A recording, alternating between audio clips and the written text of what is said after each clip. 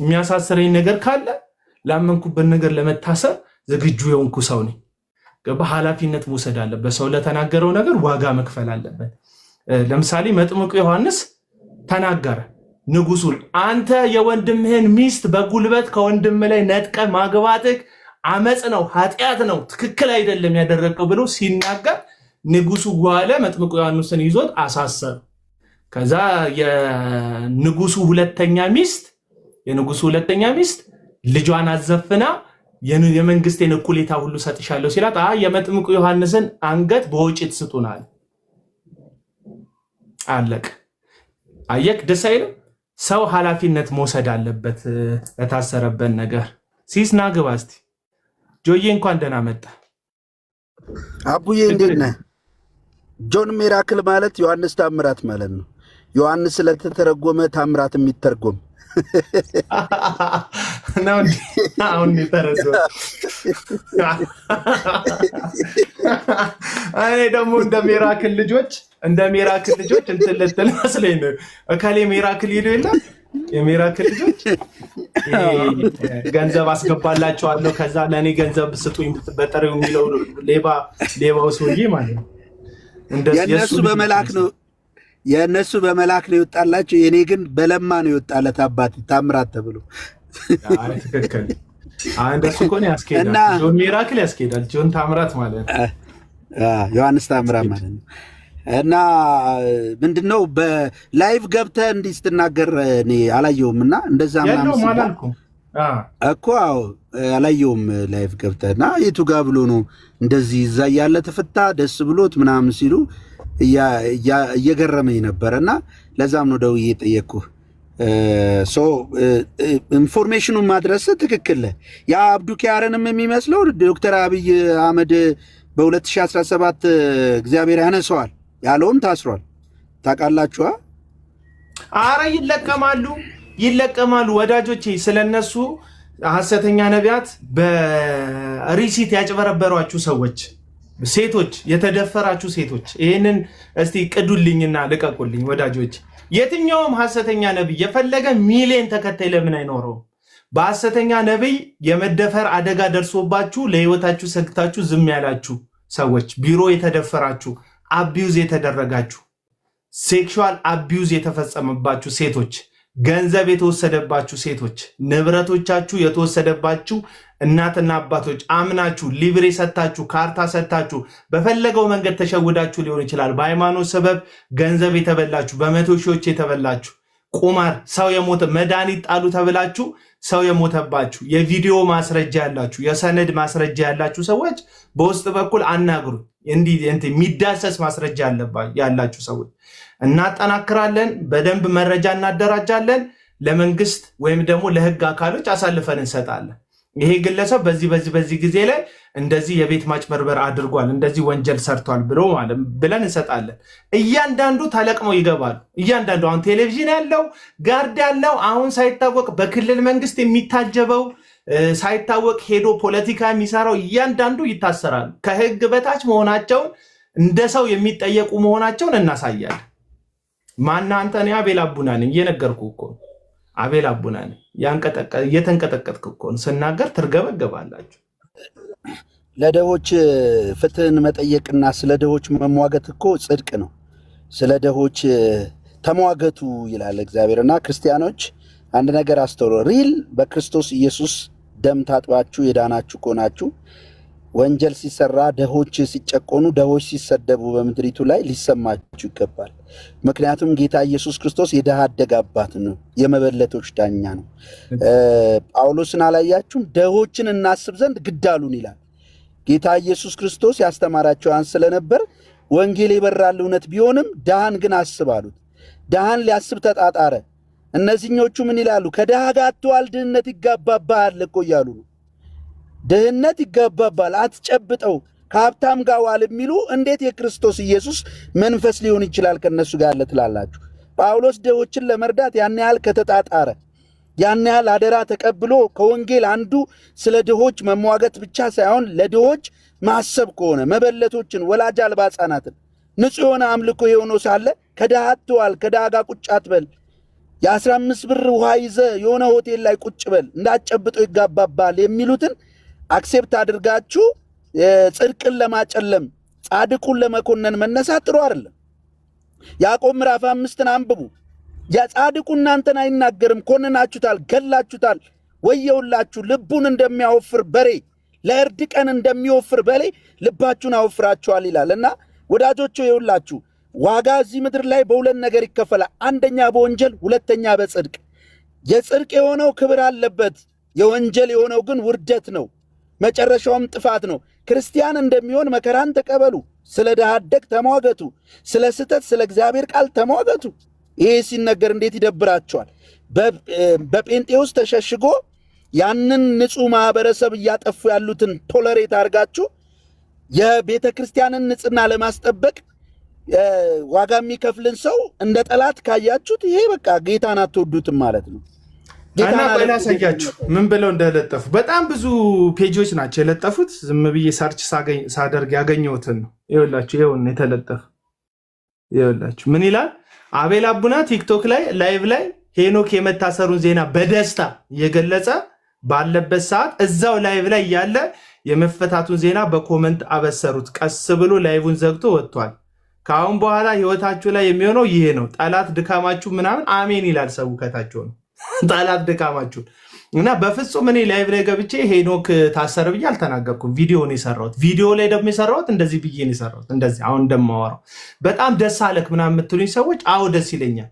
ግፈኞች ሰዎች ሲጠየቁ ደስ ይለኛል። ለምሳሌ አሁን እኔ ብታሰር ደስ የሚላችሁ በጣም ብዙ ሰዎች አላችሁ። የሐሰተኛ ነቢያት ካዳሚዎች፣ ዕጣን አጫጫሾች፣ ነገር ለኳሾች የሆናችሁ ሰዎች ደስ ይላቸዋል። በፍጹም ግን ይሄ ውሸት ነው። ሰሞኑን ደግሞ አንድ አቡና ትንቢት ተናገረ የሚል የተቆረጠች ቪዲዮ ደግሞ እየለቀቁ ተመልክቻለሁ። እና አቡና ትንቢት ተናግሯል። ትንቢት ብናገር ልንገርህ፣ አሁን የምትሰድበኝ ሰውዬ አትሰድበኝም። የእግዚአብሔር ሰው ነው አቡና ነው የምትለኝ።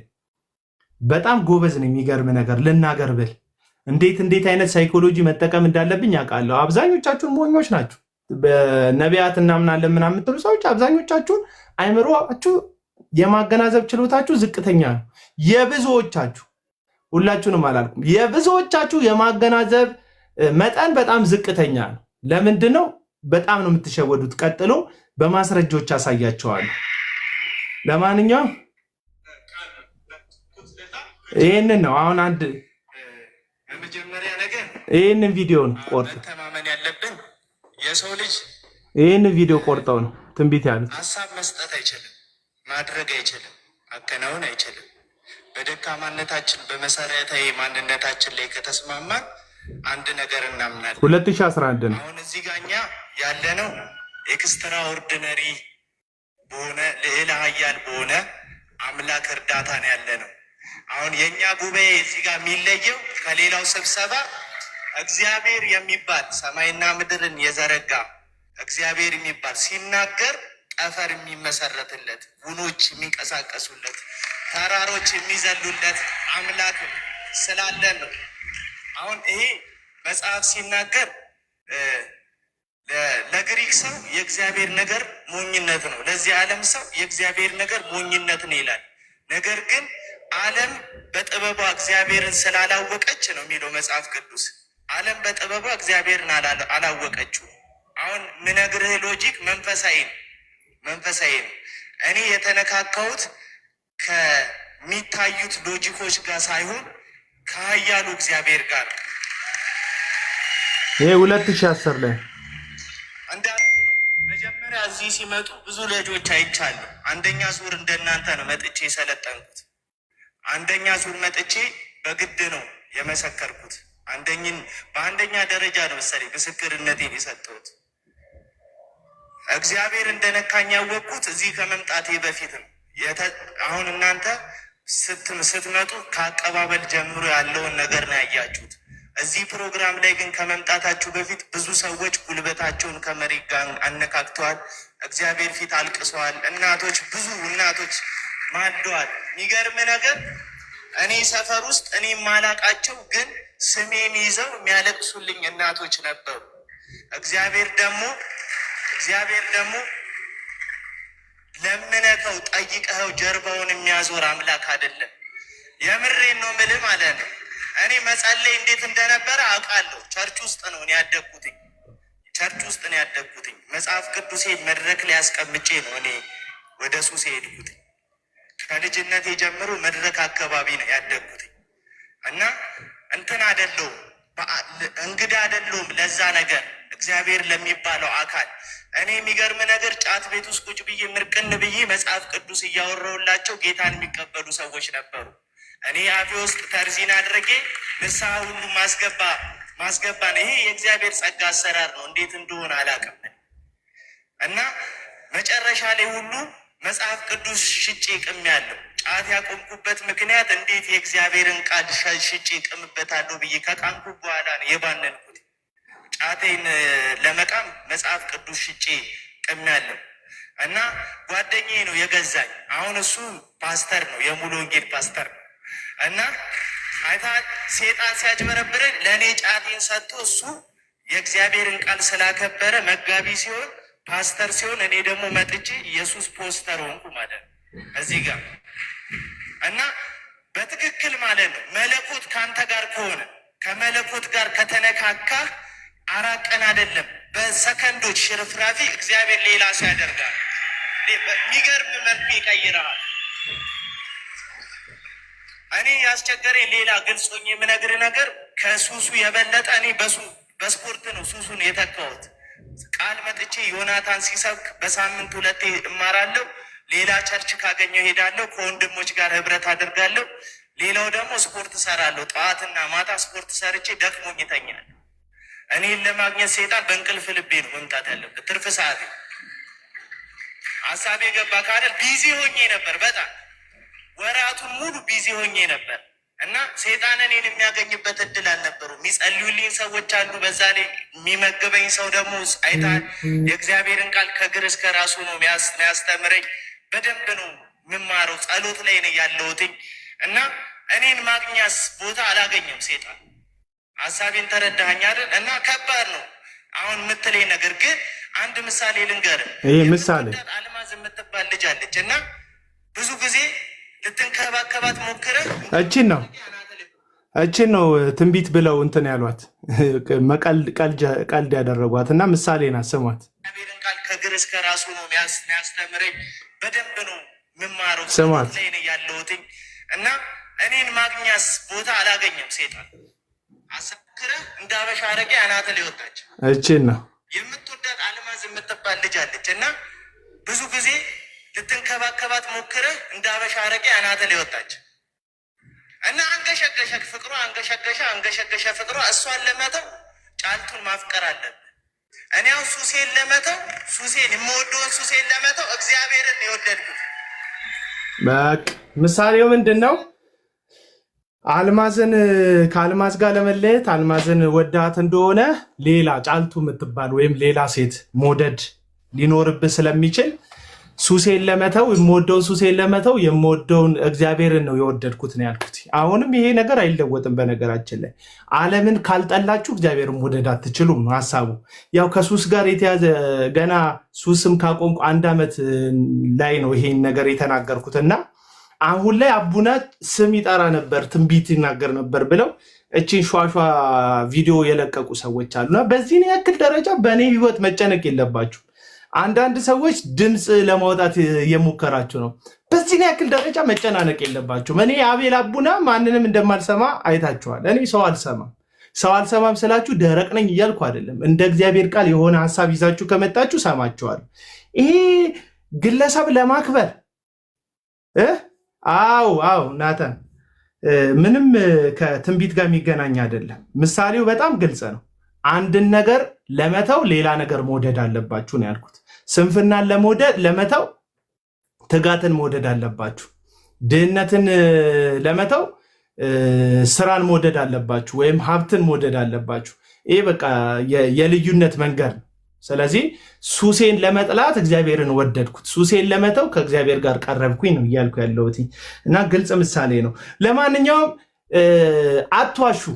እኔ አቤል አቡናን ሰዎች እንዲጠሉኝ እንዲቃወሙኝ ለማድረግ ከፈለጋችሁ በጤነኛው መንገድ ትክክለኛ ቻሌንጅ የሚያደርግ ሐሳብ ይዛችሁ ቀረቡ ለማለት ነው። ወደ ሄኖክ ሊድ ሄኖክ ግን ተፈቷል ወይስ አሁንም በዛው ስርዓት ውስጥ ነው ያለው? በነገራችን ላይ 3-4 አይነት ከዛም የባሱ ብዙ ስርዓቶች ይኖራሉ። እኔ ሄኖክ የተፈታ አይመስለኝም። ከገንዘብ ፍቅር የተፈታ አይመስለኝም። አምላኩ ገንዘብ ነው። የሄኖክ አምላክ ገንዘብ ነው። ከገንዘብ ፍቅር አልተፈታም። ሄኖክ አልተፈታም። ከፍርግርጉ ወጥቷል። እንደዚህ ካለው ፍርግርግ ምሳቃ ሰዎች እያመጡ ከሚሰጡት ከመስኮቱ ተፈቷል። ወደ ቤቱ ገብቷል። ግን ከገንዘብ ፍቅር አልተፈታም። ከሐሰተኝነቱ ተፈቷል፣ አልተፈታም። የእግዚአብሔርን ቃል ከማጣመሙ ተፈቷል፣ አልተፈታም። ለምሳሌ ሄኖክ ከዚህ በፊት ያስተማረውን አንድ ነገር ልንገራችሁ። እንዴት አይነት የእግዚአብሔርን ቃል እንደሚያጣመም ላሳያችሁ። ይህንን ቪዲዮ አብረን እንመለከት። ይሰማላ? ቪዲዮ እንዲሰሙት ስለፈለጉ ሮሜ ምዕራፍ 10 ቁጥር 17 ናበቡ። ስለዚህ እምነት የሚገኘው የምስራቹን ቃል ከመስማት ነው። አንዴ ስማኝ፣ ከምስራች ውጭ ወንጌል የለም። ከመወለዱ ጀምሮ አልሄድም። የሰው ቁጭ ብሏል። ለዚህ ሰውዬ ከትሄዳለህ ውጭ የምስራች አለ?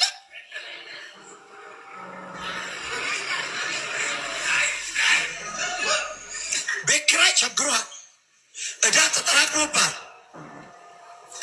ወንድሜ ዘላለም ቤት አለ። ይሄ ምስራች ነው። መች አጣሁት እሱን ኪራዩን ክፈልልኝ ነው የምትለኝ። ወንድሜ ገና ስሞት ነው እሷ። አሁን ሲሄድ ሳሉት አከራው በር ላይ ናቸው። ገላግለኛ አይናቸውን አፍጥጠው ከዘራ ይዘው እየጠበቁኝ ነው። ለአንተ የምስራች ሊሆን የሚችለው ቤት ኪራይ ነው።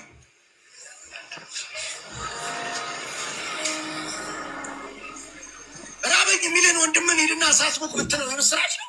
ባይብል ይላል።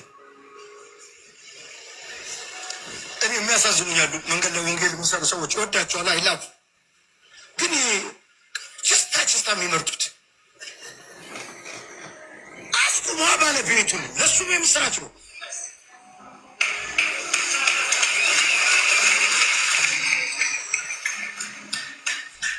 ምስኪን ራዩት ጥልገን ወንድሜ ኢየሱስ ይወዳል እንዲህ የሚል ምን ማመሰለህ? እሱ ሲወደኛል፣ አንተ እኮ ወደድከኝ የሆነች ምሳ ነገር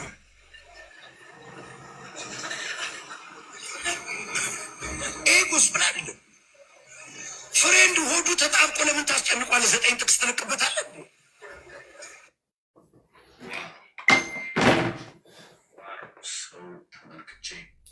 ስለዚህ አሁን የተፈታ የወንጌል ሰባኪ አይደለም። ወንጌልን የሚያጣጠል ሆድን የሚሰብክ 24 ሰዓት ሙሉ ሆድን የሚሰብክ እግዚአብሔርን ስም በመድረክ ላይ የሚያሰድብ። እስቲ እዚህ ሚዲያ ላይ እስቲ ኦርቶዶክሳውያን ቢሰናከሉ፣ አሁን በጴንጤነት ቢሰናከሉ በማን ቪዲዮ ሊሰናከሉ ይችላል? ወይስ በማን ቪዲዮ ሊያላግጡ ይችላል? የሆነ ሙስሊም በክርስትና ላይ ወይም በፕሮቴስታንት ስብስብ ላይ ከሚያላግጥባቸው በወንጌልን መሰደቢያ ማላገጫ ካደረጉ ቪዲዮዎችን የሚያመርት ድርጅት የሚያመርት ተቋም የማን ተቋም ነው? የሄኖክ ጂፒኤስ ተቋም አይደል? አሁን ሰምታችሁታል። ሮሜ ምዕራፍ 10 ላይ ቁጥር 17 ላይ ባንተ ምትል ሴት አለች። በእኔ ለምንድን ነው እንትን የሚሉት የሚሰናከሉት?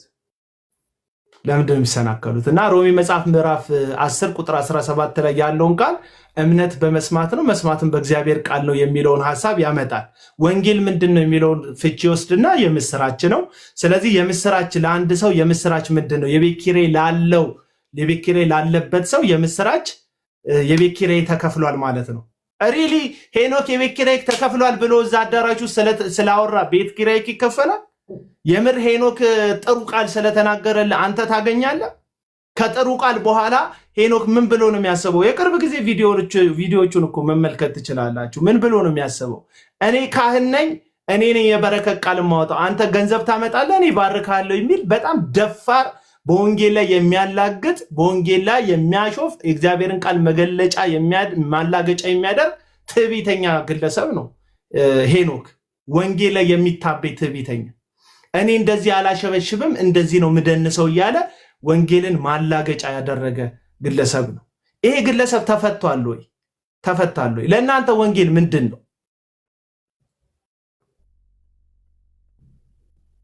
ለእናንተ ወንጌል ምንድን ነው? ወንጌል ብላችሁ የምታምኑት የምታስቡት ምንድን ነው?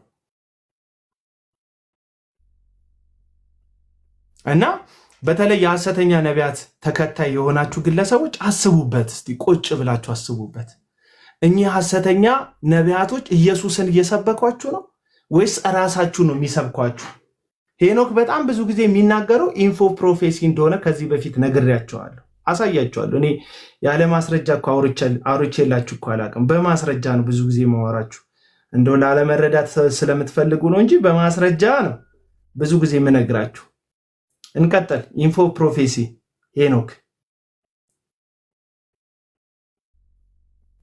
ሄኖክ ሰዎች ምንም ፍንጭ ሳይሰጡት ትንቢት አይናገርም።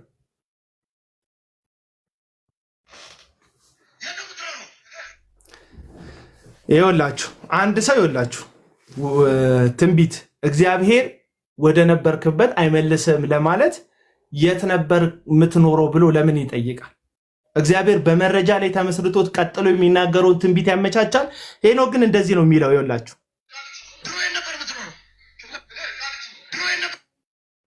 ኢንፎ ፕሮፌሲ ይባላል። ይኸውላችሁ ስሙ። የት ነው የምንኖረው? ቃሊቲ። እግዚአብሔር እንዲህ በለው አለ፣ ወደ ተወለድክበት ሀገር አትመለስም አለ።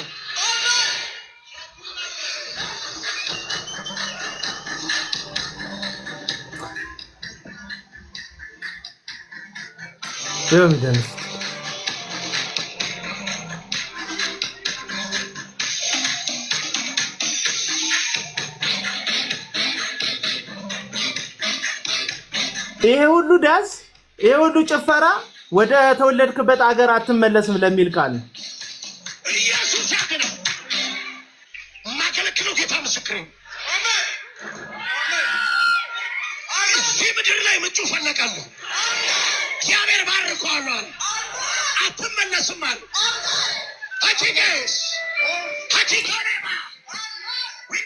ይሄን ነገር እኔ ሄጄ ተደብቄ የቀረስኩት አይደለም፣ የተለቀቀ ቪዲዮ ነው። ምን አለው? የት ነው የምትኖረው አለው። ቃሊቲ ነው የምኖረው አለው። አይ ከቃሊቲ በኋላ በፊት የት ነው የምትኖረው ሲለው ወላይታ ነው። ስለዚህ ሁለት ነገር ያውቃል። የት እንደሚኖር ነግሮታል። ቃሊቲ ነው የሚኖረው። ከቃሊቲ ከመኖሩ በፊት ወላይታ ሶዶ ነው የምኖረው ብሎታል። ስለዚህ ሁለት ነገር አውቋል። ኢንፎ ፕሮፌሲ ከራስህ አፍ በሚወጣ ቃል መረጃ ከሰበሰቡ በኋላ ነው ትንቢቱን የሚነግሩክ። ስለዚህ ምን አለው ቀጥሎ? ወደ ተወለድክበት አገር አትመለስም ይልሃል እግዚአብሔር የሰራዊት ጌታ አለ። የሰራዊት ጌታ እግዚአብሔር ወደ ተወለድክበት አገር አትመለስም ብሎት ከሆነ ቀድሞ ለምን የት እንደነበረ ኢንተርቪው ያደርገዋል? ይሄንን ብቻ ይዤ ቢሆን ኖሮ ልክ ናችሁ። ይሄ ሰውዬ እንደዚህ አንዳንድ ጊዜ እንደዚህ ሊያደርግ ይችላል ትላላችሁ። ይሄንን ቀጥሎ ይሄንን ቪዲዮ ተመልከቱ። ስሙ። እችን ልጅ እቤታችሁ የሚኖር ወንድ ልጅ አለ ብሎ ይጠይቃታል። ከዛ የልጅቷን ድርጊት ስሟት፣ ፊቷን ምናምን ተመልከቱት። አሁን አንድ ሰው እቺ ልጅ ካወራችው ወሬ ተነስቶ መገመት ይከብደዋል ወይ ቸርች ውስጥ? ከዛ በኪቦርድ ታደነቋቁራት አለ፣ ህዝቡ ይበጠብጣል፣ ያጫጫሃል፣ የማሰቢያ ጊዜ አይሰጥም፣ ሰው ስሜታዊ ይሆናል። ምን እንዳልክ አይታወቅም። አሜን አሜን ተብሎ ነብይ የሚለውን ስም ለጥፈ ተቀጥላለ ማለት ነው። ስሙት። ቤታችሁ ውስጥ የሚኖር ወንድ ልጅ አለ? አባቱ አለ። ለሱ ልጸልይ? አዎ ጸልይ። ቤታችን በጣም አባቱ በጣም ትልቅ ሰው የሚባል አይደለም። እቤታችሁ ወንድ ልጅ አለ አለ። እግዚአብሔር ነግሮት ከሆነ ወንድ ልጅ አለ ለምን ይላል? እቤታችሁ ወንድ ልጅ አለ ይላል። ወንድሞቼ አሉ ካለች ወንድሞቿ ላይ የተመሰረተ ትንቢት ሊነግራት፣ አይ አባቴ አለ አለችው። ስለዚህ እቺ ልጅ ከዝን የላትም፣ ያጎት ልጅ ያክስት ልጅ የላትም። ከዛ አጎቶቿን ቤት ውስጥ የሉም። ስለዚህ አባቷ ብቻ ነው ወንድ ሆኖ ቤት ውስጥ ያለው። ስለዚህ አንድ ነገር አውቀዋል። ቤታችሁ ወንድ አለ? አዎ አባቴ አለ። ከዛስ ለአባትሽ ልጸልይ ሲላት ልጅቷ ምን አይነት ፊት አሳየችው? አዎ አባቴ በጣም ቤታችን ምናምን አለች። በቃ ይሄንን ካየው እኔ አሁን ለምሳሌ አውቃለሁ ቤታቸው ውስጥ ልጅቷ መርገም እንዳለ ይሰማታል፣ የሆነ ጉድለት እንዳለ ይሰማታል። በአባቷ ምክንያት ችግር አለ እዛ ቤት ውስጥ። በቃ አውቄያለሁ። ኢንፎ ፕሮፌሲ ይባላል። የገዛ አንደበትህ በስሜ ህዝብ ፊት ስለሆነ የምትጠየቀው ተሳስተ እውነቱን ነው የምታወራው። ይቺ ልጅ መድረክ ላይ ቆማ አታውቅም። በህዝብ ዘንድ ነው ማይክ ያደረጉባት። ላይት በርቶባታል። ካሜራ ፊት ለፊቷ ደግነዋል። ራሷን የምትቆጣጠርበት ኤክስፒሪየንስ የላትም። ካሜራ ፊት፣ ህዝብ ፊት ማውራት ማለት ነው። ስለዚህ እቤታችሁ ወንድ ልጅ አለ ሲላት አዎ አባቴ ነው ያለው። በቃ ድንገት ነው እውነቱን የምትነግረው። ስሙትም፣ ፊቷን እዩት። ከዛ ለአባቷ ያላትን ፊት በቃ ቀላል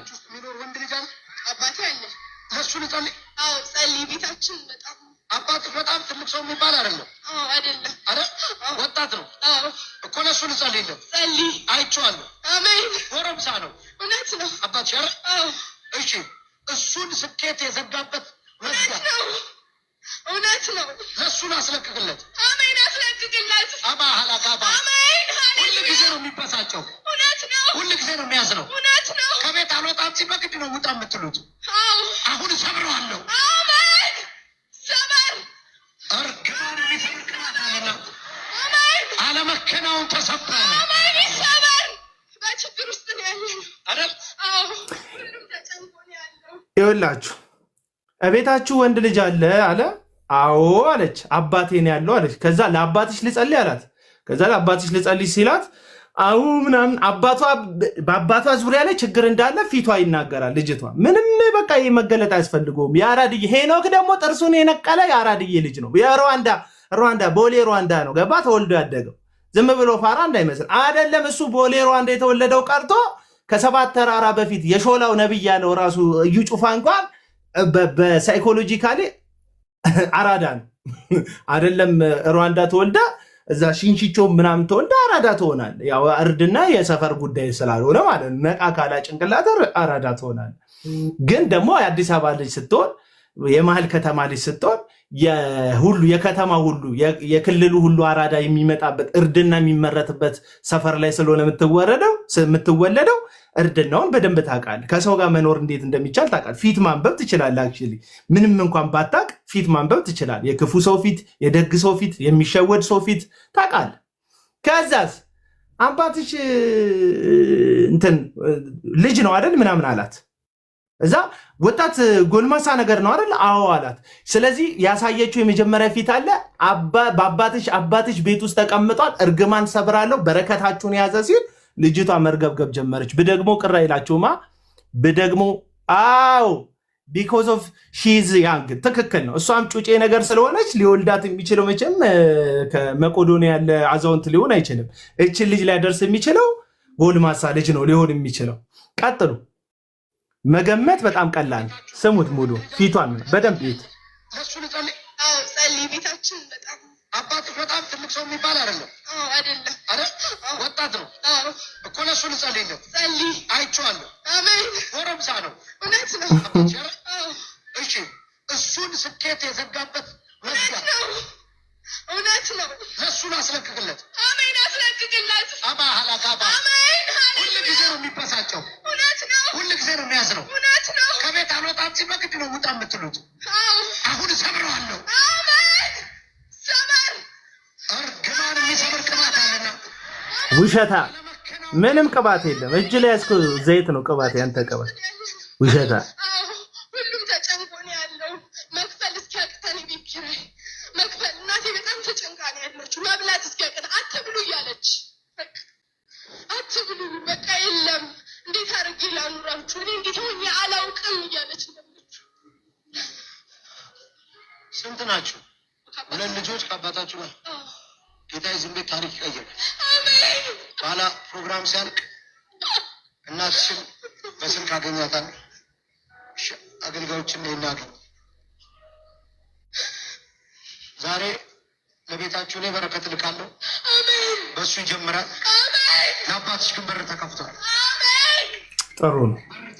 ኢንፎ ፕሮፌቲክ ብር እንደዚህ መስጠት ጥሩ ነው። ስጥ። ያው የምትሰጠው የራስህን ብር ስላልሆነ ማለት ነው። እዚህ ጋር ደግሞ ስሙት።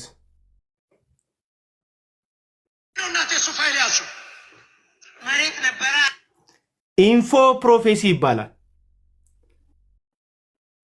ምንድነው እናቴ? እሱ ፋይል ያዙ መሬት ነበረ። ለ42 ዓመት ቤተሰብ የያዘው መሬት ወሰዱ። ተፈረደበት። እኔ ብዙ ጊዜ ፍርድ ገልብጫ ብዙ ጊዜ ፍርድ ገልብጫ ቃል ይላል። ብራዘር አሁንስ ገልብጠን የተፈታ ወይስ ተገልብጦልህ? ፍርድ ገልብጬ አውቃለሁ ይላል። እነዚህ ሰዎች መታሰራቸው ለዚህ ነው አስፈላጊ ነው የምላችሁ። ፍርድ እንደሚገለብጥ ያወራል ምናምን። ፍርድ ለምን ትገለብጣለህ? ሰው በትክክለኛ ህገ መንግስት ያለበት ሀገር ውስጥ ከሆነ ያለ ነው ሰው ተከራክሮ ባቀረበው ማስረጃና በሙግቱ አሳማኝነት ፍርድ ቤት ይወስንለታል። ምንድነው አንተ የምትገለብጠው? ፍርድ ገልብጫ ቃል ሌላ። እችኛዋን ደግሞ ስማት። እችኛዋን ሴትዮ ፋይል ይዛለች። ኦልሬዲ ፋይል የያዘ ሰው እንደዚህ ፋይል የያዘ ሰውዬ ምንድነው ያስከው ፋይል ብለህ ከጠየቀው በኋላ የቤት ክርክር ክስ አለብኝ ካለ በቃ የቤት ክርክር ክስ እንዳለበት ታውቃለህ። ስለዚህ ምንድነው የምትለው? ጌታ እንደዚህ ብሎኛል፣ ፍርድ ገለብጣለሁ ብሎኛል፣ እጅ አስገባለሁ ብሎኛል። ምክንያቱም ሐሰተኛ ነቢያት በዛም ሆነ በዚህ የምትፈልገውን ነገር ነው የሚያወሩልህ። የቤት ክርክር ኖሮብህ ጌታ በአንተ ይጠቀማል አይሉክም። ስለ ቤቱ ክርክር ነው የሚያወሩ። ውጪ ለመሄድ ፓስፖርት ይዘህ እያዩ እግዚአብሔር አገልግለኝ ቁጭ ብለው አይነግሩም። አገልግለኝ እዚሁ ከተማ ላይ ባርካለሁ ይላል አይሉህም። በር ከፍትላለሁ። ወደ ቤልጂየም ስትሄድ ይታየኛል፣ ወደ ዩኬ ስትበር ይታየኛል፣ ወደ አሜሪካ ወደ ካናዳ ስትገባ ይታየኛል፣ ድንበሮች ሲከፈቱልኝ ይታየኛል። የኬንያ ወፍ ወደ አዲስ አበባ ማንም ሳይጠይቃት ድንበር ላይ ማንም ሳይፈትሻት እንደምትገባ እንደዚሁ ልክ እንደዛች ወፍ ድንበሮችን እያቋረጥክ ስትበር ስትከንፍ ይታየኛል ይሉሃል። በቃ አለቅ። ይሄ ሌብነትን እውነት ነው ምልክ እግዚአብሔር አይዘበትበትም። በቃ እግዚአብሔር ይዘው ውሸታም ነህ፣ አጭበርባሪ ነህ።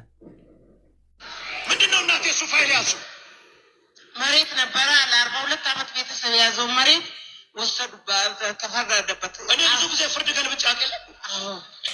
አሜን ይሳታ አሜን። ያምላኬ መንፈስ ከኔ ጋር አሜን። ይሄን ካርታ ሰጠውሽ አሜን አሜን። ተወራርቼ ነው የመጣው። ፍርድ ቤት የነጠቀሽ አዎ በኢየሱስ አሜን። ፍርድ ቤት የነጠቀሽ ካርታ ሰጠውሽ እያለ ልስጥሻ እናቴ አሜን በኢየሱስ ይሄ መሬት አሜን። ሌላ አይደለም ራሱ አሜን። ጋቼማስ አዋላስ የተሰካብሽን ጦር ነቀልኩታል አሜን። ነቀልኩት አለኝ አሜን።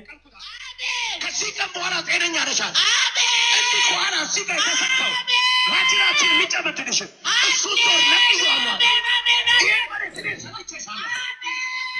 ይህን መሬት ሰጥቼሻለሁ ይላል። ይኸውላችሁ ይህን መሬት ሰጥቼሻለሁ የሚለው ሄኖክ የጎረቤቶቹን መሬት መንግስት ከፈቀደለት ውጪ አስምሮ እየተሟገተችው ነበር። ጎረቤቱ አብራው የኖረች እዛው ሩዋንዳ አካባቢ ነው ቸርች ግንባታ ተብሎ መሬት አስተዳደር የሰጠው። እዛው አካባቢ ላይ መሬት አስተዳደር ከሰጠው መሬት ውጪ በሆነ ጉዳይ አጽፎ ይሄን መሬት ለኔ ተሰጥተኛል ብሎ አጽፎ በግድ የወሰደባቸው ሰዎች እኔ ጋር መጥተው ነበር።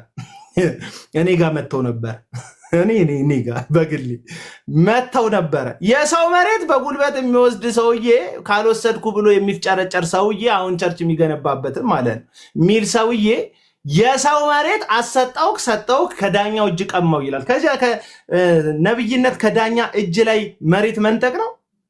መሬት መንጠቅ ነው ወይ? ይሄንን ነው አሁን የምትደረቡ ሰዎች። የእግዚአብሔርን ቃል አታውቁም። የምንለውን ነገር እንኳን ለመረዳት የአማርኛ ችግር አለባችሁ፣ እጥረት አለባችሁ። አብዛኞቻችሁን ሳያችሁ አማርኛ የምታውቁ አይመስለኝም። ይሄን ደግሞ ስሙት።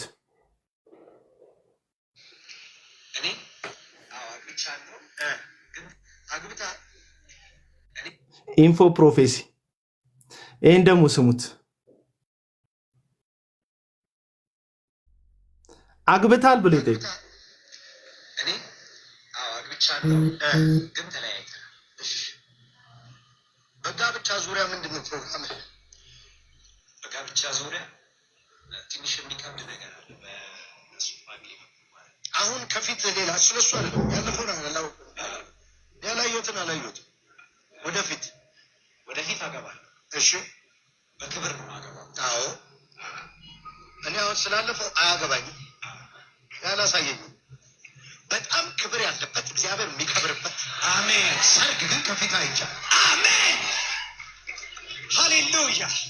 የትንቢት አለ ምን ላድርግ ነው እንግዲህ እኔ ምን ላድርግ እንግዲህ አግብታል ብሎ ጠየቀው። አግብቼ ነበረ አሁን ተለያይተናል አለ። ከዛ በጋብቻ ዙሪያ ላይ ምን እቅድ አለ አለው። ማግባቱን ከጠየቀው በጋብቻ ዙሪያ ላይ ያለውን እቅድ ከነገርከው በኋላ መተንበይ የሚባለው ነገር አያስፈልግም ነው። ይሄ በመረጃ ላይ የተመሰረተ የትንቢት አገልግሎት ይባላል። እነ ሄኖክ የሚያገለግሏችሁ በመረጃ ላይ የተመሰረተ የትንቢት አገልግሎት ነው። በቃ አለቀ። ሐሰተኛ ነቢያት ናቸው ስንላችሁ በእግዚአብሔር ቃል ማስረጃ ነው። የመጀመሪያ ወንጌል ማለት የቤት ኪራይ ይከፈልልሃል ማለት ነው የሚል ሰው ነው። የምስራች ማለት የቤት ኪራይ ይከፈልልሃል ብሎ ወንጌል የሚለውን የምስራችን ቋንቋ ስለ ሆድ፣ ስለ ምግብ፣ ስለ መጠጥ፣ ስለ መብል እንደሆነ የሚናገር አንድ የራቦን ሰውዬ በሰማይ የእግዚአብሔር መንግስት ተዘጋጅቶልሃል ብትለው ምን ያደርግለታል አይነት ነገር የሚል ሰውዬ ነው። ሰው ምንድን ነው እያልኳቸው ያለሁት ሐሰተኛ ነብይ ነው። ይሄ ሰውዬ ተፈታ ብለህ እልል የምትለው እንደዚህ ተመሳሳይ ሐሰት እንዲነግርህ ነው። በቃ በነገራችን ላይ ይሄ ልጅ አሁን ያሳያችሁ ልጅ ሚስቱን ፈቶ የነበረ ልጅ ሌላ ትዳር ትመሰርታለህ ያለው ልጅ ከሚስቱ ጋር ተታርቀው እየኖሩ ነው። ይኸውላችሁ ይሄ ልጅ ያቺኛዋስ እኔ አላየሁማ ማርካ ከባሃዲፌም ታላፋሪያስ አራካካምቦ ገስካዲያ አራሃዲጄ ላራካሳ ባህልባናታ ኢናሃል ዳንያ ከፍራዞኒያ ሁዱ ያከባርዳና የሰው ከመከብራቱ የፈጠስ አም ሶሪ በጣም ወጣት ልኬልሻለሁ። ግቢ ካልገባሽ አጠናግርሻለሁ በብሎክ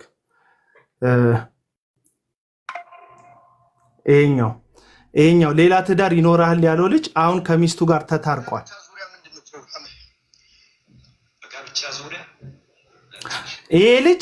ይሄ ልጅ ቪዲዮ ሲሰራበት እንዴት በትዳር ላይ ሁለተኛ ትዳር ይመሰርታል? እንዴት አንድ ባለትዳር በትዳር ላይ ሁለተኛ ትዳር ይመሰርታል? እንዴት ይመሰርታል? ገባችሁ አይደል? እዚህ ጋር ተጣልቶ ነበረ። የሚስቴ ጋር ተለያይቻለሁ ያለው በቤተሰቦቹ ምክንያት ማለት ነው። እና ይሄንን ቪዲዮ ጂሚ ቤሪያው ሲሰራ ልጁ በውስጥ በኩል መጥቶ ጂሚ ቤሪያው ጋር አለ፣ ኢንፎርሜሽኑ ማግኘት ትችላላችሁ። ጂሚ ቤሪያው ጋር መጥቶ እኔ ከባለቤቴ ጋር ታርቄያለሁ ይሄንን ቪዲዮ አስወርድልኝ ብሏል ልጁ ማለት ነው። ስለዚህ ሁለተኛ ሚስት ድል ባለ ሰርግ እንደሚያገባ የነገረው የሐሰት ትንቢት እንደሆነ ጂሚ ቤሪያው አረጋግጧል። ምክንያቱም ይሄው መስካሪ ልጅ ከፈትቻታለሁ ካለው ከመጀመሪያው ሚስቱ ጋር ታርቆ እየኖረ ነው። እንደዚህ ነው እንግዲህ ውሸታቸው። አንደኛ ሁለተኛ ሚስት ማግባት ነውር ነው፣ መጽሐፍ ቅዱስ አይደለም። ሁለተኛ ነገር ሰውን ኢንተርቪው ካደረክ በኋላ ትንቢት መናገር መረጃ ላይ የተመሰረተ ትንቢት እንጂ እግዚአብሔርን ሰምተህ የምትናገረው ትንቢት አይደለም። በአጠቃላይ ሄኖክ ጄፒኤስ የምትሉት የምትከተሉለት የምታራግቡለት ሰውዬ ሐሰተኛ የሐሰት አባት ሰይጣን የሚጋልበው ምድራዊ ኑሮን ጥቅሙን ብቻ የሚከተል ግለሰብ ነው። ሌላ ምንም አይነት ትርጉም የለውም። ስለዚህ ተፈታ አልተፈታ ያን ያህል የሚደንቀኝ አይደለውም። አንድ ቁጥር ልከሻል፣ እስቲ ነይ ግቢ። በእንትኑ ጉዳይ ላይ ካወራሽ ማለት ነው የአንድ ቁጥር የጻፍሽዋ ዝም ብለሽ ስለፈልፍ የነበርሽ ልጅ አለሽ። ነይ ግቢ። ሙሉ ነው ምናምን የምትበይ እነ ሙሉ እኮ ነው ያስቸገራችሁን እኮ። እኔ ደግሞ ሐሰተኛ ነቢያት የሚከተሉ ሴቶች ተመሳሳይ እዋቸው፣ በጣም ማቴሪያሊስት ናቸው። ይህንን ዓለም በጣም የሚወዱ ናቸው። በጣም በቃ እነዚህ ሰዎች በጴንጤ ማሊያ ባይኖሩ ኖሮ እና አባት አምራት ጋር ምናምን የሚዞሩ ናቸው። ዝም ብላችሁ ገብታችሁ ፋይሎቻቸው እዩ። ሙሉ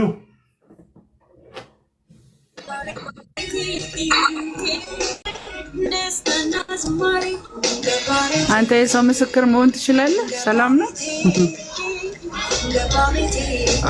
አንተ መንፈስ መለኮት ነህ እንዴ? አንተ የተወራበት ማውራት ትችላለህ? አዎ ማውራት ትችላለህ። ምክንያቱም ጸጋን የሚሰጥ እግዚአብሔር ነው። አንተ ጸጋን እግዚአብሔር የሱ መታሰር ብርቅ አይደለም። ሰው ያጠፋል። አንዴ ያጠፋል። ካጠፋ ቢታሰር ምንም አይደለም። አንተ ቪዲዮ ቆራርጠህ እንደዛ ማድረጉ ተገቢ ነው? ምን አደረገ? ወንድምን ማንሳት ነው? ወንድሜ አይደለም ወይንስ መቅበር ነው? ወንድሜ አይደለም ያንቺ ወንድም ከሆነ ያው ጠንቋይ ለጠንቋይ ወንድም ሊሆን ይችላል። አይ ወንድም በክርስቶስ ኢየሱስ እኮ አይደለም። በክርስቶስ ኢየሱስ አይደለም። ጸጋውን አስቀምጥና በክርስቶስ ኢየሱስ አይደለም። በክርስቶስ ኢየሱስ አይደለም። እሱ ጌታ ነው የሚያውቀው። ጌታ ነው የሚያውቀው። አንዴ ቆይ፣ ዝም ብላችሁ ተለፈለፋችሁ ከእኔ ጋር ማውራት አትችሉም። አንዴ አንደኛ ከኋላ ያለውን ድምፅ ቀንሽ። በጌታ የሆነ ሰው አንተ ጆን ግን አንዴ ከኋላ ያለውን ድምፅ ቀንሹና እናወራ። ጆን ጠብቅ፣ በጌታ የሆነ ሰው ቆይ እስቲ ተረጋጊ፣ እናውራ። ባቴንዲኮርስ በጌታ የሆነ ሰው ይታወቃል። ጌታ አይደለም የሚያውቀው፣ እኛ እናውቃለን። በጌታ የሆነ ሰው ለምን ካልሽ መጽሐፍ ቅዱስ ከፍሬያቸው ታውቋቸዋላችሁ። አንደኛው እውነተኛ አገልጋይ ከፍሬው የሚታወቅ ነው። ፍሬው ማለት ነው። ፍሬው የእግዚአብሔር ቃል ላይ ያልተመሰረተ ከሆነ መጀመሪያ ላይ ነገር ይቻላል።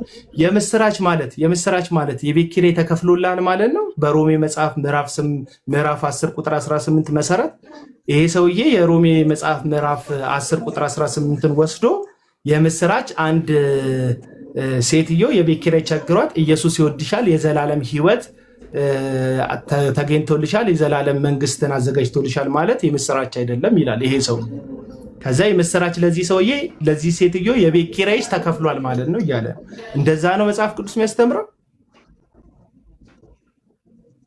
ሙሉ። እሺ ጨረስክ? እንደዛ ነው ወይ የሚያስተምረው? ያልኩትም ብቻ ነው ላውራ፣ አንተም ደግሞ እንደሰማው ጸጥ ብለህ ስማ ማለት ነው። ጉዳዩ ላይ ብቻ ነው የተናገርከውን ልመልስ። ያው አይ እንትናቱና ጉዳዩ ለአንተ ስንት ነገር ነው የረገጥከው። ይኸውልህ ሰው በልቡ አምኖ በአፉ መስክሮ ይድናል ይላል። በአፉ ሲመሰክር የሚሰማው ሰው ነው አይደል እንዴ? በልቡ ሲያምን ደግሞ እግዚአብሔር ነው። እኛ በአፉ እንደመሰከረና እግዚአብሔር ልጅ እንደሆነ ጌታ እንደተቀበለ እናውቃለን። አንደኛ እሱን እንትን ብለሃል፣ ሰርዘሃል። ይሄ አንተ አይደለህም፣ የሚያጸድቅ እግዚአብሔር ነው፣ የሚኮንን እግዚአብሔር ነው ይላል እግዚአብሔር ቃል። ስለዚህ ይህንን ቁጭት አድርጎ አስማኝ፣ ባይጠቅምህም ስማኝ ብቻ ለምት ያለሽ ርዕሰ ጉዳዩ ላይ እናውራ። ሮሜ መጽሐፍ ምዕራፍ 8 እኔ እኮ ደግሞ ዝም ብላችሁ ኮመንት መጽሐፍ ነው መወያየት ልደርስ ነው። ርዕሰ ጉዳዩ ላይ ልደርስ ነው እኮ ወደዛ። ስለዚህ ወደድክም ጠላህም እኔም አንተም ሁላችን በጌታ የሆኑ ወንድማማቾች ነን። የኛ ጸጋ ይጠቅማል አይጠቅምም የሚለውን ባለቤቱ ነው የሚያውቀው። ህዝቡ ራሱ የእግዚአብሔር ቃል ላይ መደገፍ አለበት፣ ሰው ላይ መደገፍ የለበትም። በዚህ አላምንም። ጸጋ የተሰጠው ደግሞ ለቤተ ክርስቲያን ነው አይደለ? ልንጠቀምባቸው የምንችለው ከቃሉ መርምረን እንጂ ማንም በተና የነገርኩሽ ነገር ላይ እናውራ አይደለም። እየነገርከኝ ነው እኮ የማወራው። ስለዚህ ሁሉንም ነገር እንድታወሪ ያልሽ እኔ ሆስት ነኝ። ይሄ ቤት የኔ ነው። የፈለግኩት ሀሳብ ላይ አወራለሁ።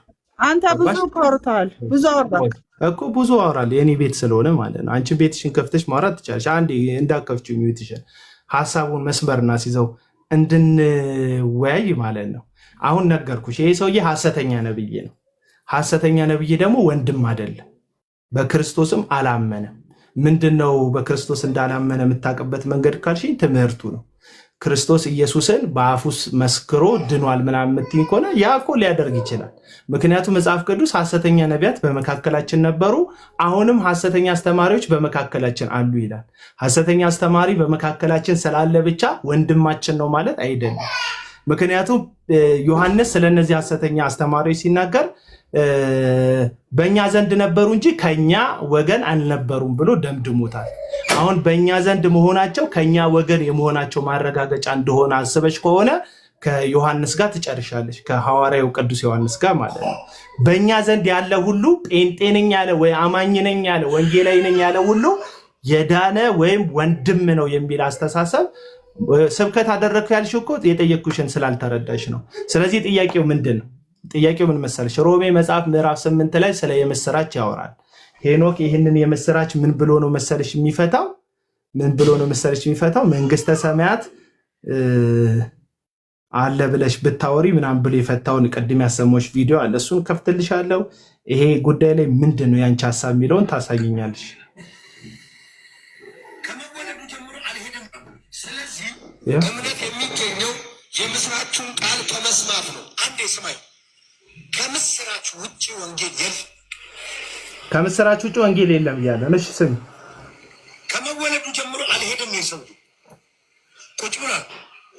ለዚህ ሰውዬ ከትሄዳለህ ውጭ የምስራች አለ?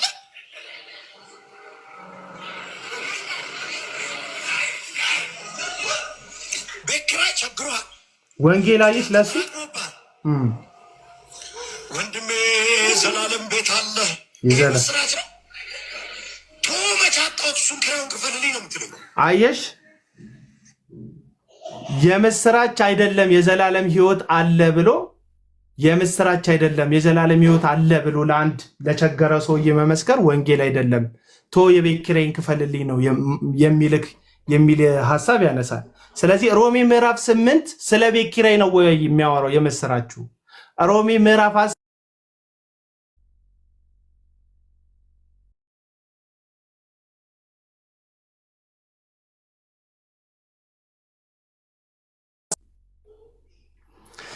ስለዚህ አሁን መክፈት ትችላለሽ። እንትንሽን ማይክሽን እሺ ከፈትኩ ማይክኝ። እሱን አንተ ጥሩ ነው እኮ እንትን ያልከው። ከምስራችሁ ወንጌል መጀመሪያ የተናገረው እኮ ከምስራችሁ ውጭ ወንጌል የለም ያለክ አይደል እንዴ? ፈውስ ቢመጣ በኢየሱስ ነው። ምግብ ቢበላ ሰውየው በኢየሱስ ነው አይደል እንዴ? አብለታ ኢየሱስን ነው እኮ የምትነግረው እንጂ ምግብ እዚህ ጋር ይገኛል አትለው። አንተ ወንጌል ስትመሰክር ሰዎቹን መጀመሪያ ባሉበት ነገር አውጥተህ ከዛ በኋላ የህይወታቸውን ጌታ ነው የምትመሰክርላቸው አይደለ? አንተ መንፈሱ የተረዳበት መንፈስ እንጂ እሱ እንደዛ ማለት ብሎ አይደለም። ያንተ መረዳት መንፈስ አየሽ አንቺ እዚህ ጋር የሚናገራቸው አየሽ አንቺ እኔ ለማንም ወግኛ አይደለም፣ እግዚአብሔር ነው ወግኛ አይደለም። ወግኛ አይደለም። እስቲ ወግና አይደለም እንዴ እቺ ሴት ወግኛ አይደለም ትላለች። ምንድነው ታዲያ የምታወራው?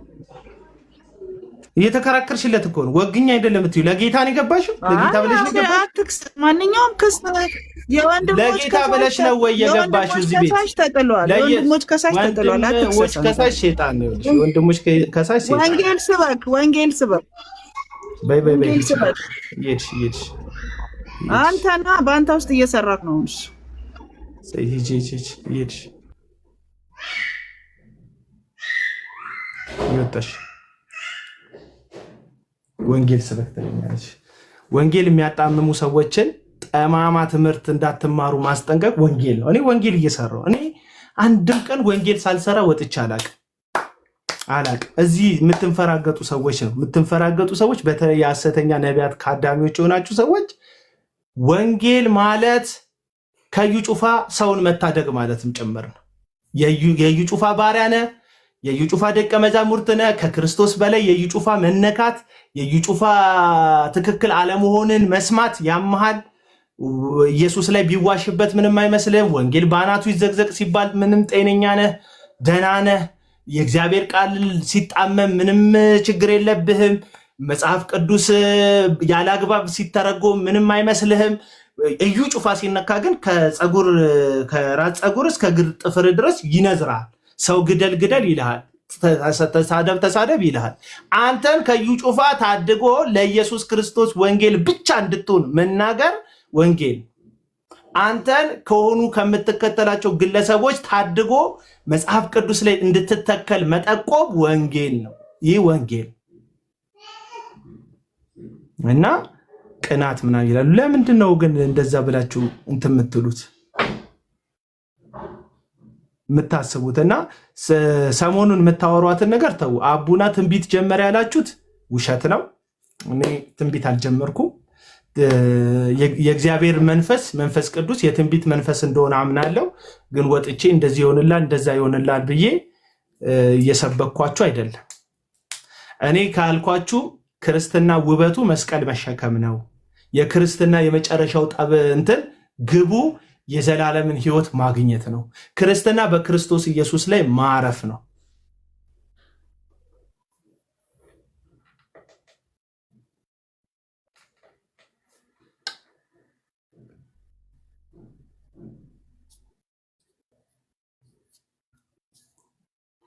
አሁን ሁሉ ሰው ደግሞ ለምንድን ነው ግን የላካችሁት? ለምንድን ነው የላካችሁት? እሺ አዲሱ ልስማችሁ እስቲ። ለምንድን ነው የላካችሁት? ኤርሚያስ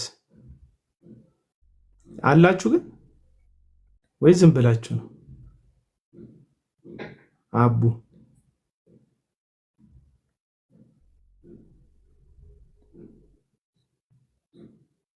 በስተት ነው እንደምትልኩት? ያው አንድም ሰው የለም እኮ ላይቭ ላይ የሚልኩት ሰዎች ማለት ነው። አንድ ሰው ገባሽ ሲንገር በረክ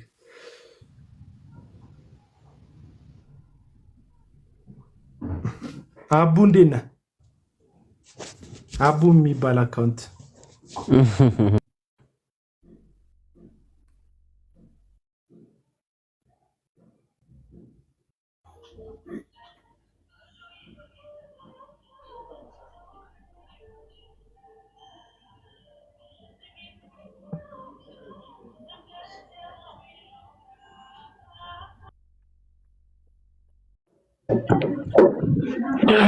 ዳንኤል እንደና አቤል ሰላም ነው? ሰላም ነው፣ እግዚአብሔር ይመስገን። አቶ ጌታ ይባርክ። ሁሉ ሰላም? እኔ ይሰማል አይደል? ይሰማል። ሀሳብን እደግፋለሁ። ሰዎችን ከዚህ ከስህተት መንገድ እንዲመለሱ መናገር በጣም እኔ እደግፋለሁ እና በጣም ደስ ብሎኛል እና በዚህ በርታ ቀጥልበት ልል ፈልጌያለሁ። ቴንክ ዩ ዳኒ፣ ተባረክ። አመሰግናለሁ። ተባረክልኝ። በረከት ወይ አቤል አቡን አንዴ ነህ? አለሁ፣ እግዚአብሔር ይመስገን። ሰላም ነው።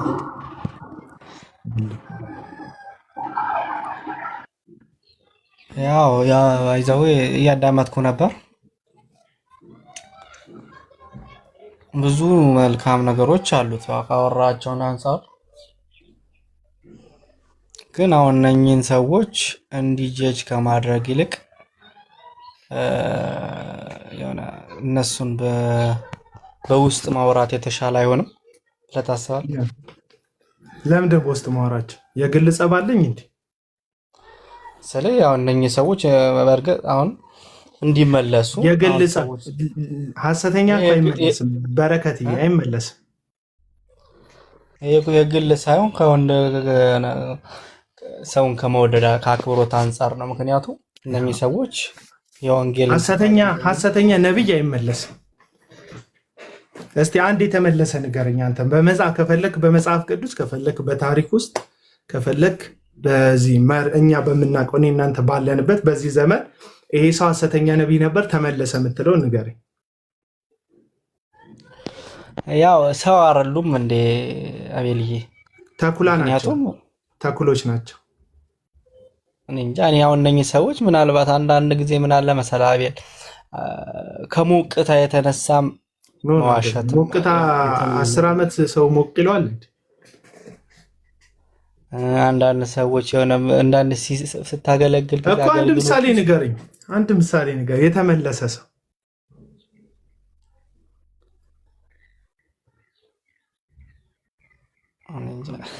በቃ ታዲያ አንድ ሰው ሳይመለስ ምሳሌ ሳይኖርህ ይመለሳሉ የምትለው ምን ላይ ተመስርተ ነው?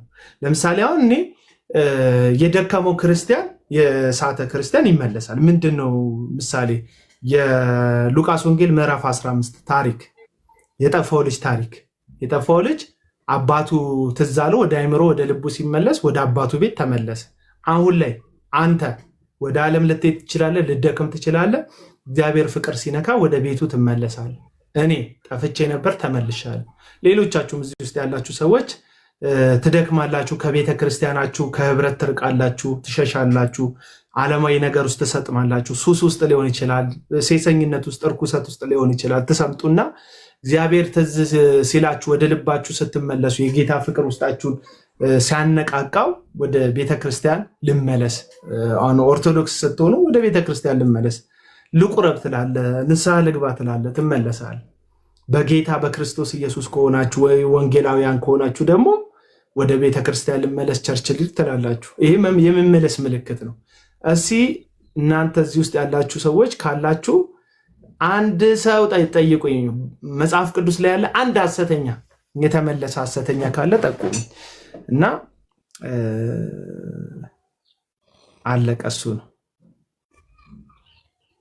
ስለዚህ አይመለሱ።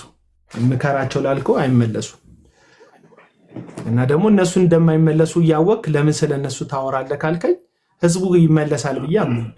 አንዳንድ ህዝብ ይመለሳል፣ አንዳንድ ግለሰብ ከነዚህ ሰዎች እስረኝነት ሊወጣ ይችላል ብዬ አምናለሁ።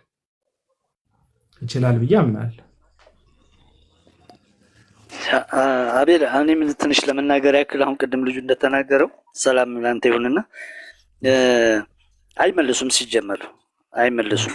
ምክንያቱም እኔ ያስተማርኩት ልጅ ይቅርታና በጣም ዛምቦ የሚኖር ልጅ ነው። እኔ ጋር ምጥቼ ያሳደኩት ልጅ ነው። ያሳደኩት ስል ያው በስጋ በለው መንፈሳዊ ነገርም እንደዚሁ እያስተማርኩት ምንም ያልኩት ልጅ ነውና አሁን ወደ ነቢያት አገልግሎት ገብቷል። እንትኑን ሊንኩን እነግርሃለሁ። ይሄ ልጅ ብለህ ብትገባ ታገኘዋለህ። እና እሱ ልጅ አሁን በጣም በስተት ውስጥ ያለ ልጅ ነው። አምቦ እጮኛ ነበረችው፣ አስረግዞ ነው የመጣው። አስረግዞ መጥቶ ግን በብዙ መንገድ እንዲመለስ መጀመሪያ እኔ ባላወቀ ከዛ ደውሎ ነግሮኛል ጓደኞቼና እኔ ባላወቀ ሆኜ ነው የማወራው። እንዴት አረከ ከጮኛ ጋር ምን ደረጃ ደረስክ ምናምን በሚለው ዝም ብዬ አወራሁት። መቼም ፊት ለፊት ላለመናገር ልጅም ስለሆነ እንዳይጎዳ በሚል ብዙ ነገር እንትን አደረኩኝ እና መጨረሻ ላይ አይ ከሷ ጋር ተለያይቻለሁ፣ ምንም ነገር የለም አሁን እንትን እየፈመሰ ነው በዚህ እንትኑ ላይ በነቢያት አገልግሎት ላይ እና ግን እየሄድክበት ያለው መንገድ መጨረሻ ላይ ልክ እንዳልሆነ አንዳንድ ነገሮችን ነገርኩት። ትላንትም ደውሎልኝ ነበር ፓስተሩ ጓደኛዬ ነውና እሱም ጋር ስናወራ እንደዚሁ አረ እንደውም ጭራሽ እኮ መቶ ያን ነገር በቃ መተን አውርተን እንዴት አደረግ ምናምን ነገር ለምን ከቸርችም አሁን አግደውት ፖስተር ላይም ተለጥፎ አየሁት የሆነ ኮንፈረንስ ላይ እና እንዲህ ሄድ ጭራሽ ፖስተር ላይ ወጣ እንዴት ነው ምንም ነገር አትናገሩትም ወይ ምናምን በሚለው ነገር አወራን ከሱ ጋርና ሲነግረኝ ጭራሽ መቶ ምንም እንዳልተፈጠረ ነው የሚነግረኝ አለ። አሁን ከሷ ጋር ተኝተሃል ወይስ አልተኛህም? ማነው አስረግዛታል አላስረግዝካትም የሚል ጥያቄ ሲጠይቅ እኔ ከሷ ጋር አልተኛውም ነው መልሱ። አሁንም እየደጋገመ ሲለው ፈጽሞ ከስህተቱ እንኳን ለመመለስ ራሱን ያዘጋጀ ሰው አይደለም። በፍጹም አሁን ያልከው ነገር ላይ እንደዚህ አይነት ድርቅና ያለባቸው ሰዎች ናቸው። ሲጀመርም አንዳንድ ጊዜ ያንን ናፍቆቱ ነው ልጁ ምን የመሰለ ወንጌል የሚሰብክ አደባባይ ላይ ሲናገር የእውነት ነው የምነግርህ። በቃ እኔ ፊቱ ሲለወጥ የማየው ልጅ ነው። በጣም ወንጌል የሚሰብክ ልጅ ነው። በጣም እኛ በዚህ ነገር ላይ ቀጥል።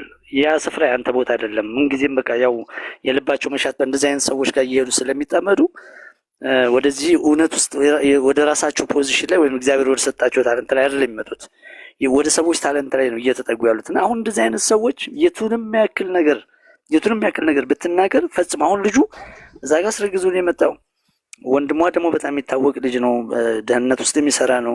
እሱ ከሰማ ራሱ በቃ አንድ ነገር ያደርገዋል በሚል ልጅቱ ለልጁ ነው የምትጠነቀቀውና መክረ ነው የማይመለሰው ተነግሮት በፍጹም የማይመለስ አሁን አዲስ አበባ ደግሞ መጥቶ እንትን እያደረገ ነው። እንደዚሁ እንትን ያደርጋል። ያው እንደዚህ በትንቢት ምናምን ኦንላይን የሚያገለግሉ ቸርች እንትን አላደረገም።